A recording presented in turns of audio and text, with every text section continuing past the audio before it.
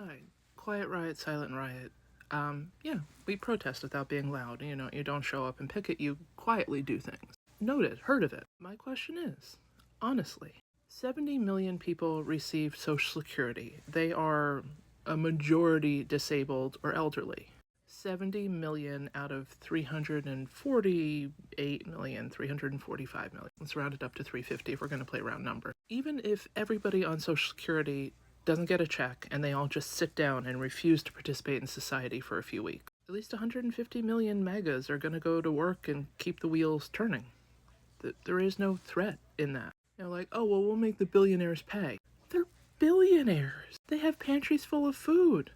I mean, if we make it truly miserable for them, they'll just fly to another country and work from home. The thing we're not allowed to do, they will do with fresh prosciutto and melon. Like, okay, so you would have to get 150 million sympathizers plus the 70 million Social Security, recipients to all sit down and do nothing for at least 2 weeks to grind our country to a halt. Because if they just tank the stock market, billionaires are diversified. They have land, they have crypto, they have gold, they have money in other countries. They will survive. They might take a hit, but they will survive. You won't get your $1,500 a month. You could probably only go 3 to 4 months without it before it really just had a complete impact in your life. They let Black Lives Matter's march happen in New York because all the one percenters were out in the Hamptons. It didn't bother the one percenters that people were walking down Fifth Avenue because they were all in their mansions in the Hamptons. Have your cute little protest. We're not home. Okay, somebody actually manages to Trump. JD Vance steps up. Somebody gets to JD.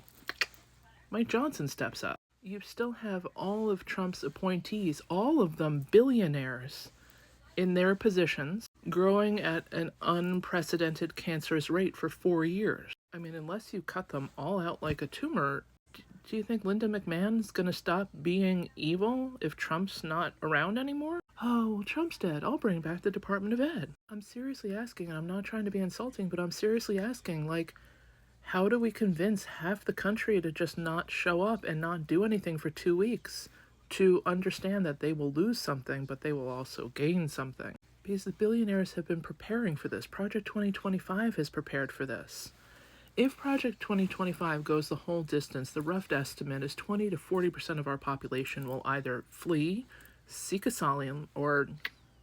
Those are numbers that the people at Project 2025 have looked at and gone acceptable. That's who we're dealing with. So when people are like, well, we'll show you if you cut our SSI check. Show you what? I'm seriously asking, show you what? Donald Trump is the most heavily guarded man in America.